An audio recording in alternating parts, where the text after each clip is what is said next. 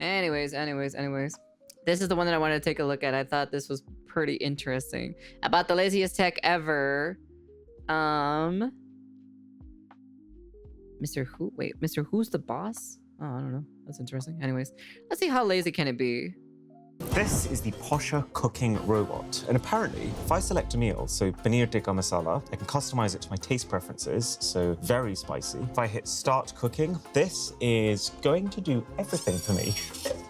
Whoa! It's flinging in the main ingredients as and when they're needed. The pan here is going to cook the food, and this top section will even drizzle in the water and oil and sprinkle in the spices and salt at the perfect times, using a camera that is watching the meal come together and using AI to understand what it's looking at. So let's come back later to find out if I'm ever going to need to cook anything again. I have just spent 8... Yeah, but I assume that you have to put the ingredients into it, though. So it's not really the laziest tech, because you got to chop up the ingredients or make the sauce or whatever, or pour in the sauce or anything like that. So, you know. $1,000 buying the laziest tech on the internet to find out just how much effort it's possible to save ourselves. Gadgets that cook for you, but also gadgets that clean for you, iron your clothes for you, change your bins for you, make your bed for you, and even ones that blow for you. I'm talking about the Nekojita Fufu, a robotic cat that blows on your food and drinks to cool them down. So tea goes into these two glasses, and now both of these are at 72.2 degrees C right now. You get a fufu.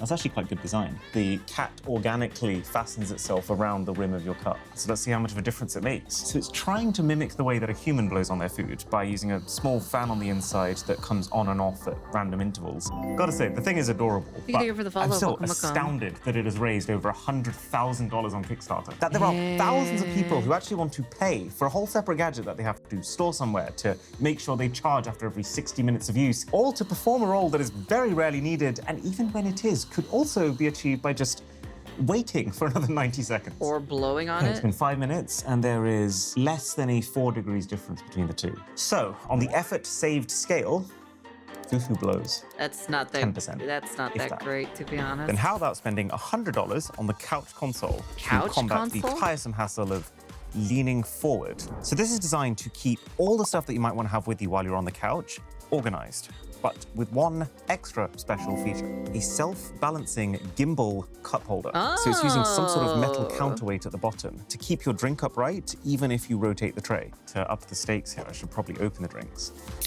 Sparkling water. Oh yeah, that works great. Normal-sized drinks can. Yeah, it just about fits. I don't love the push you have to do every time you want to put it back. Oh, try the tea from earlier. Okay. That's too girthy. But that's not the only thing it does. It is also... There's these called self-stirring mugs. For example, this is a phone holder and a tray for your remotes, which you can also add an anti-slip mat to. To be fair, it does actually keep your remote just as planted as your drink. Then, flip the thing over, it's an armrest.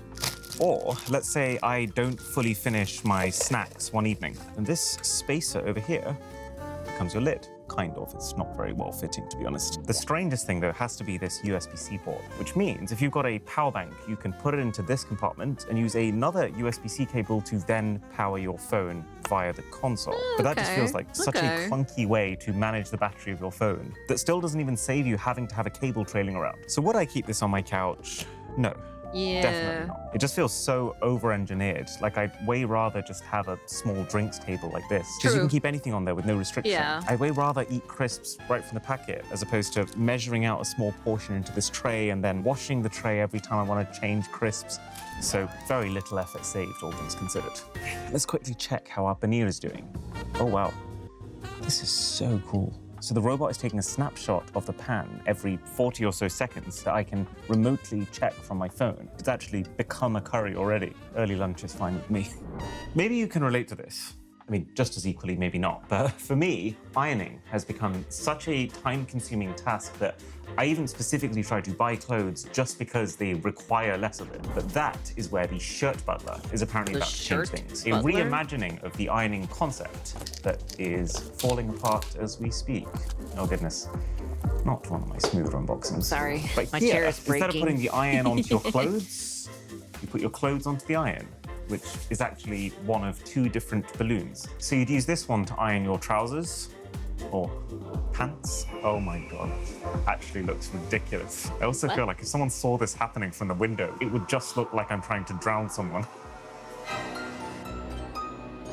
And then this one is for your shirts, which ironically looks like it needs an iron. So this is about as creased as a t-shirt gets. So you essentially dress your balloon, which to be fair is not as significant of a chore as it sounds. You then clip the pegs into the corners of your garment and go. So this is using hot air tension technology, which is effectively hot air plus the stretch created by the balloon. Okay, it's been 10 minutes and is it good though? Is actually looking kind of promising. You can still see some creases, it's not flawless, but it has done about 50% of the ironing for us, and I commend the innovation. So but you still have to do the ironing still. Just made some hot dogs for lunch. It smells absolutely divine. But first, and easily the worst part of any barbecue, is the cleanup. Dealing with this is one of the few tasks that I would consider worse than ironing. And so I am seriously interested in what the lazy gods have blessed us with this time. Cleaner? The Grillbot 3.0, a robot with wheels made out of brushes. So it should be as simple as placing this on the grill, pressing that to turn it on. You set the amount of time that you want it to clean for. So let's do the full 30 minutes. Oh my God. That was fast. It doesn't look like it's using any cameras or external sensors, and I'm pretty sure if you don't close the lid on most barbecues, it will just brush its way right off the edges. But it will apparently notify me when it's done. The website doesn't actually say how, which is slightly alarming, but I guess we'll find out. That was one satisfying sausage. And now we've had it, why not throw the trash into the laziest person trash can? Self-changing bin? Man, you must be hella lazy for you. Oh my God, dude, this is crazy. In the world, from the company who calls themselves AirDear for some reason.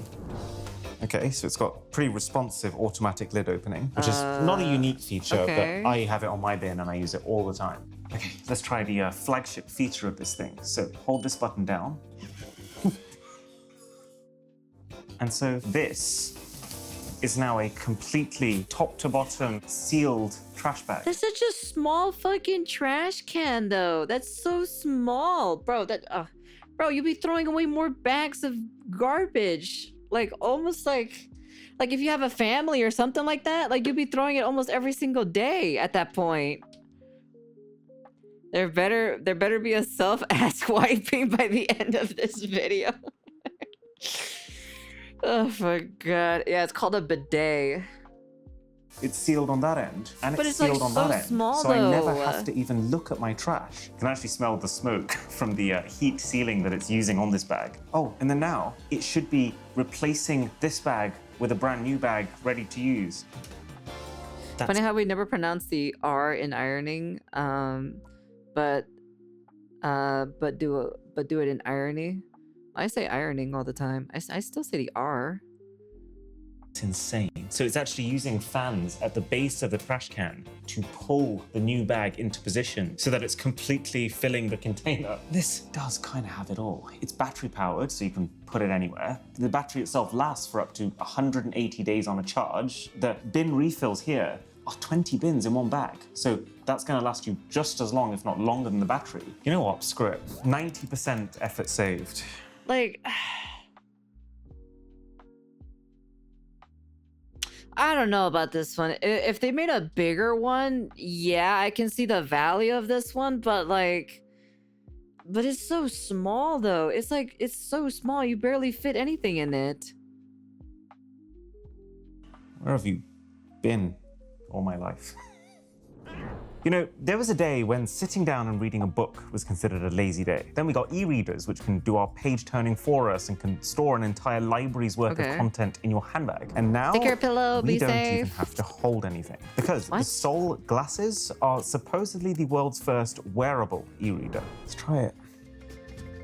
Oh wow, the image feels massive. This is the cinema-style reading experience. And the very interesting thing about this, be safe. Thank you for coming by as any always. other Very much headset I've ever appreciate worn, is that these are safe. e-ink displays, which are just lit from the sides with these soft, warm white LEDs. And it's a little bit strange because, in theory, that should make it really low eye strain. I think it's the fact that those displays are actually sitting like 2 centimeters from your eyeballs that isn't achieving that goal. My eyes would be more at rest if I was holding an e-reader, say, here. So can you feasibly use this while lying in bed right before you sleep? I mean, this feels like what it was designed for. You just hold this very strangely shaped remote in your hand and use that to control everything. Gotta say, not my favorite remote. It's like the fact that you can't see it means that you have to feel your way around it. So the buttons have to be very clearly separated, and they're not. So it's very easy to press the wrong thing. And also like a surprising amount of effort to press. But actually the bigger thing is just resolution. Like each display in front of your eyes is 256 pixels by 256, which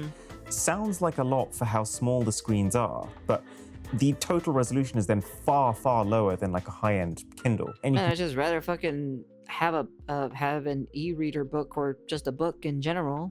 you kind of see it on the E's and the Y's. The letters are not super well defined. And that's also limiting how many words you can fit on the page at once. So you're actually gonna have to be turning pages like 3 times as often with this. Okay, but this is where the Sol glasses truly separate themselves from any other e-reader. You can ask them questions about anything you're reading, and it'll use AI to give you the answer. So it pulls open a whole load of different pre-made questions, and then you select one of them, I guess. Okay, then you have to select which pages of the book you're referring to. Oh God, this is like the clunkiest form of AI that probably exists in 2025.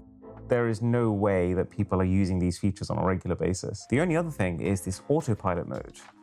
Ooh, that is cool. So it's shading out line by line to make sure that I'm only paying attention to the sentence that needs to be. So it's training me to read faster by making the old sentences that are done disappear. Oh, and then it also turns the pages for you. That is kind of nice. It means I don't have to deal with this freaking remote. I gotta say, a face-mounted e-reader with a tool-assisted speedrun mode was not high on my bingo card for this year, but I don't think overall that makes much sense at all for most people. Apparently our paneer is done. Oh my God, that's actually bonkers to think that the last time I saw this, it was just a couple of ingredients in containers. And now, it actually looks exactly like the picture. I had a certain expectation in my mind of what would happen when I left a robot completely unattended to cook my meal for me, and this is not that. Oh wow. That is restaurant quality paneer. The paneer feels like it's cooked perfectly. It's just the right level. But I assume you have to get the ingredients. You have to put the ingredients in the thing itself. Like you have to prepare the ingredients for it. Soft. Considering this is max spiciness, is actually quite mild, but just enough that it makes your mouth water. And the sauce has like a little bit too much cream for an average home-cooked meal, but makes it taste damn good. Are you happy with your paneer tikka masala? Yeah, 5 stars for the meal itself. But as impressive as that all is, would I actually buy one of these machines? Probably not. It's very expensive. Plus, there is an extra subscription cost if you want more than the basic 50 recipes. And in the future... Of course. Of course. There's always a drawback with these kinds of things. How much is this thing anyways? It's called a Posha? Let me see. Let's go find out. Let's go see the pricing on this thing. I'm saying at least $5,000. I'm getting a rough estimate. Let me see. Posha self-cooking machine. What is the pricing on this thing? Let's see. Let's go take a look at this. All right, let's see.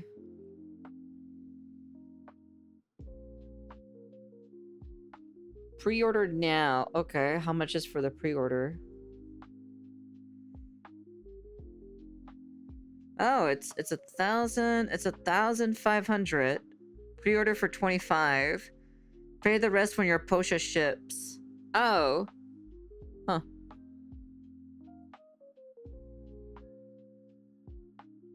Well, apparently they're doing an early pre-order thing, I guess, you know. Regular price is 1,750.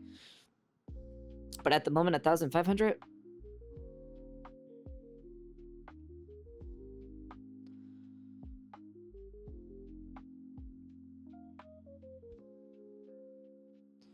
But I assume that you have to put in, like, you have to manually refill the oil, manually refill the water, and then manually, like, refill a bunch of other shenanigans, you know?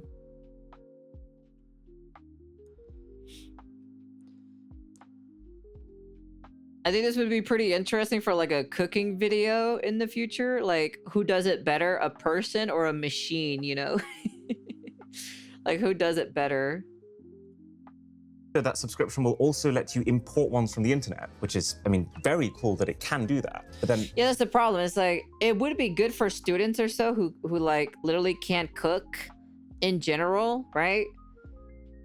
But like at the end of the day, the price tag is pretty much a like make or break type of situation itself. Yeah, you know what? I can see it for an office. Yeah, office work. Yeah, I can totally see it. Like the office can do it and everything like that.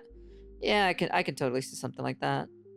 why would that feature need to be paywalled? But I think the main thing here is the thing that really takes up the majority of your time when you're cooking is the buying of all the ingredients, the prepping and the chopping of all of them, and then the washing up afterwards. And this doesn't really save on any of those. It's actually kind of doing the one somewhat fun part of cooking, but leaving all the boring jobs to you. What I'm hoping is that they can find a way to offer a higher tier of subscription, but that also includes all of the pre-measured out portions of ingredients, drop into these containers and just let the robot handle your entire cooking for the week. The robot is not for me, but it does feel like the smartest iteration of robot does some cooking related task for human that I've ever seen. So that's lunch number 2 down. Now we just need some dessert. And providing that is the Ninja Swirl, the company's upgraded ice cream machine that can apparently turn anything into soft serve. Oh, it's a little more top heavy than I was expecting. So the main event here is the creamerizer, which sounds about one step away from being a Dr. Doofenshmirtz invention. But it's essentially just these rotating paddles that continuously aerate your frozen mixture, which is how it's apparently going to turn this block of ice looking thing into smooth, creamy soft serve. So one thing that I will say about this, I constantly see these machines being shown in TikToks, like my 2-ingredient ice cream that takes 30 seconds to make. But it's not that simple. You first got to blend your ingredients. I've gone for literally just banana and milk for mine. Then you got to freeze it all. And you have to do this the night before, which is, I guess, why mine's gone a little bit browner than I'd like for a banana ice cream. I guess the banana doesn't freeze instantly, so it's gonna oxidize. And then you've got to creamerize that frozen mixture. It does sound nice, though, clicking it all into place. And then this in itself is also a multi-step process that takes about 4 minutes. Now, you take out the container, you attach the other dispensing lid, you mount it onto this entirely separate part of the machine. What the hell? Nozzle goes to open, and then finally, ice cream. So it's essentially using a press to force the ice cream out the nozzle. Look at that, though. What? I can't quite believe that it's achieved this level of texture with the 2 ingredients that I put into it. Yeah, that's kind of insane. It's just banana and milk, but it's smooth, it's creamy, it's not very icy, which I expected it to be. This one really tears me up because that outcome is absolutely unparalleled. Or I can just buy me an ice cream. I'm just saying, I can just buy me an ice cream. The effort required to achieve that outcome is so high that I can't see myself using it on a regular basis. It would have to be for at least 4 people for it to be worth all of this washing up and pre-prep. So I kind of rate this product. Plus it can do sorbets, it can do milkshakes, and it can do mix-ins. So you could have nuts sprinkled in that it specifically mixes and not pulverizes. But think of the possibilities. With what? With what? What are the possibilities that I'm gonna use this stupid thing? No, I'm not doing fucking that, okay? Lazy product. It's actually kind of the opposite. So much work has to go into it. Ah! What if you get ice cream on your window? So let's create 2 zones here. So the top area, I'm gonna cover in smudges. Think of this like level 1. Okay, I promise, I put butter on my hands before I did this. Just so you don't think I'm some sort of grease monster. And then the bottom is level 2. Bean ice cream? When you're in too deep. And it's all to find out if the $600 Ecovacs W2 Omni can save us. This is meant to be the... Oh, we have one of these. We have the cleaning robot. The one on the floor. We bought this brand a long time ago. Robot for cleaning your windows for you. And I've got to say, it is looking promising. They really have thought of a clever way of keeping everything together. So like, for example, this is the robot. It sits inside this suitcase, and when you want to use it, just hold it against a window and it suctions itself to it with apparently 8 different hardware-based fall protection measures. Then that's connected to the suitcase via a cable that can coil itself inside to keep it tidy and untangled. Then there's also a mains plug that you can keep permanently inside of here and a battery for 110 minutes of cleaning when you're away from a power source. Oh, look, so you can see the first thing it does is goes right into the top corner so that it can methodically work its way down. Oh wait, that's the grill bot. The alarm's going off. So that's how it notifies you. Elegant. Did it clean it though? But also notice, the camera I'm using, the Insta360 X5, our sponsor, is the only reason that I can be standing here recording me talking about this product while making sure that I miss absolutely nothing when it comes to the window cleaner over there, while keeping both of my hands completely free so that I can actually pick the thing up, all while eliminating its own invisible selfie stick from the shot so the thing just looks like it's floating. Oh, As that's for cool. how well this is cleaned, by the way, I would say pretty well. It's not like that the crazy, entire though. top layer has been scrubbed very thoroughly, but it hasn't done a very good job when it comes to the sides. Yeah. It kind of feels like I hired someone from I have one too. It's called a Oh, shit. This motherfucker, dude, I swear. to do the cleaning. This is the result I would expect. It's definitely saved me some time, and it's great that you can just pop these brushes straight into the dishwasher, but there is still work to be done here before you can just leave this. True. Now we're back on this side, just as the window cleaner is approaching level 2. This camera truly does allow me to be the laziest version of myself, and even if the thing gets taken out while you're trying a particularly risky shot, it doesn't matter. You can just swap the lenses out yourself in about 60 seconds without needing to send it in for repair. So link below to get yours. Wow, With the that's first pretty 30 good, orders actually. also getting an extra 1 terabyte of cloud storage for free, an extra 5% discount, and a free dual lens replacement kit. Oh my God. What? That's like the cleanest this window has ever been. That I was not expecting. So level 1, it has absolutely flown past. Level 2, it's doing a lot more smearing. So it's got a 3-nozzle wide-angle atomization spray that's meant to dissolve dirt on your window before it mops it over. It's also really cool how it gets right into the edges and the corners. I guess that's the benefit of them making it a square. So I would genuinely say, to my surprise, 80% effort saved. It's absolutely impeccable when it comes to the lighter grease, and it's just the heavier stuff that it's going to need a bit of help But the with. only reason why you want to buy this though, if you have like big windows, like if you have a small window, there's no fucking point of buying this. So it's kind of like useless for you to have. But if you have this big ass freaking door window thing, like I guess if you have a place or so that has like big windows like these, I guess. But like, I don't know, man. But then, how often do you fall into your window with ice cream? The thing that's surprising me most about this video is someone has tried to come up with a solution for every single chore, but this has to be the most over-engineered one to exist. This is the $1,439 smart duvet that makes your bed for you. Why does the control box look like Who the fuck makes their bed in 2025? an Xbox Kinect? So, you set this box up at the base of your bed, and Why? this system serves 2 purposes. One is a very similar ability to the 8-sleep beds, which can heat and cool each side individually. But instead of pumping temperature-controlled water around the bed, this pumps air. So I've set this side, for example, to its highest possible temperature. I mean, it's fine. It feels a little on the warm side. And this is the cold side. Okay, you can feel the difference, but definitely far less of a temperature range than 8-sleep. This is about a 7 degrees Celsius max difference between the 2 sides. 8-sleep Nothing can do crazy. 30. They do also say that just the action of sending air into your bed oxygenates it, which reduces the irritation on your skin caused by sweat because the humidity is lower. And then to top the whole thing off, the unit even has ambient lighting, which is like, Why?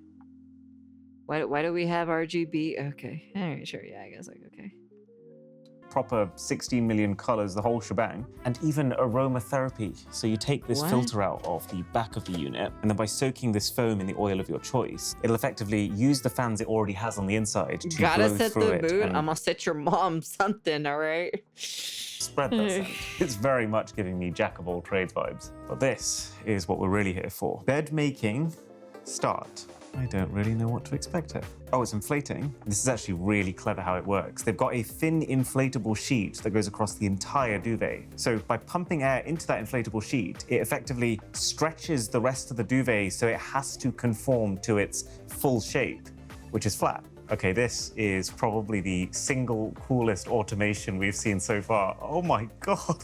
No, that is actually hotel quality finish. And then once it's reached this finished state, it will just take the air out again so it settles. It's a very left field solution to the problem, but my God, is that clever. So to be very clear, this is not an 8 sleep killer. The temperature control is not as good. The product itself doesn't feel as high quality, but the one thing that it is designed to do differently, it does so well that I would still give it a 50% rating. But there is one final killer of laziness that we haven't yet covered. It's like the single most obvious one. I have been standing for like 50% of this video. Unacceptable, but no more, because this is the Chairless Chair 2.0. 2.5K? Oh, fuck no, dude. Hell no, dude. Is this thing gonna fuck me or something? Yes, over $2,500 to be able to sit on command. Oh my fucking... It's actually not as heavy as it looks. The whole thing is like 3 kilograms. So strap myself in at the waist, right thigh, left thigh. That's But this so is the cool bit. Now the whole thing excessive. snaps into my shoes, and it really looks like I should be able to kick a brick wall down with this. What? But what I can really do...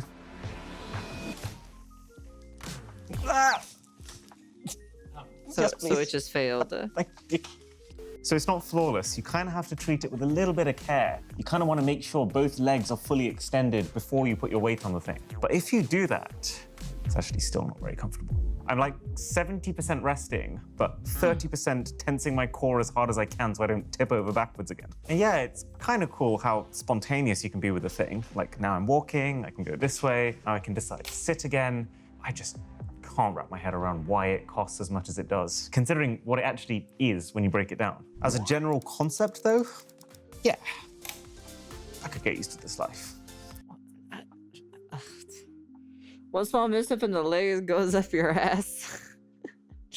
I don't know about this one. This one's dumb. I don't like this one. This is just this invention is so ridiculous, to be honest.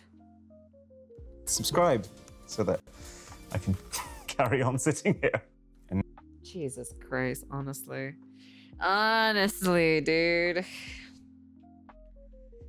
I think like the only one that like I guess kind of like intrigues me is probably like the garbage can one, but it's so small though. It's like such a small trash can. I guess the cookie one is pretty cool, I guess, but like you still have to do the manual work for it though. I think like the only thing that can probably benefit from all this is probably the trash can. That's probably the only one. That is legit the only one that I can think. If they can make a bigger trash can like bin for it, then yeah, I probably would do it, you know? But it doesn't take that long to fucking put in, like, take out the garbage, fucking tie it, and then put in a new bag. It really doesn't take that long, you know? Like, let's be honest here. It takes like a minimum less than like 5 minutes, okay? Like very, very less than 5 minutes. Like even, not even it probably would take you like 1 minute, 1 to 2 minutes. You know, if you know where the trash bag is at, you just grab the trash can, trash bag, rip it up, and rip the edge, and then fucking plop, plop, plop, and then just fucking put it in, and that's it. There you go. Okay, all right. I don't know. Some of these inventions, I see the vision for some of them, but it just feels like unless this thing is literally throwing out the trash for me, it's not even completed. What is this?